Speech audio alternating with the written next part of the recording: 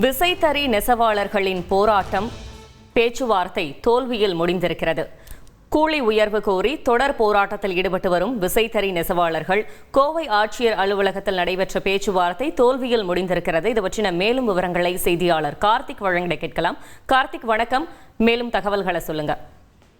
வணக்கம். கோவை மாவட்ட ஆட்சித்தலைவர் பவன்குமார் தலைமையில் திருப்பூர் மாவட்ட தொழிலாளர் நலத்துறை உதவி ஆணையர் பிரேமா, கோவை தொழிலாளர் நலத்துறை கூடுதல் ஆணையர் சாந்தி, உதவியாளர் ராஜ்குமார் உள்ளிட்டோருடன் இந்த சுமார் 1 மணி நேரம் இந்த ஆலோசனை கூட்டமானது பேச்சுவார்த்தை கூட்டம் நடைபெற்றது. இதுல தொழிலாளர்கள் சங்கத்தினர் வைத்த பேச்சுவார்த்தையில் உடன்பாடு எட்டப்படவில்லை என்பதனால் இதை தோல்வி அடைந்திருப்பதாக அறிவிச்சிருக்காங்க. கடந்த 25 நாட்களாக அவங்க போராட்டம் மேற்கொண்டிருக்காங்க.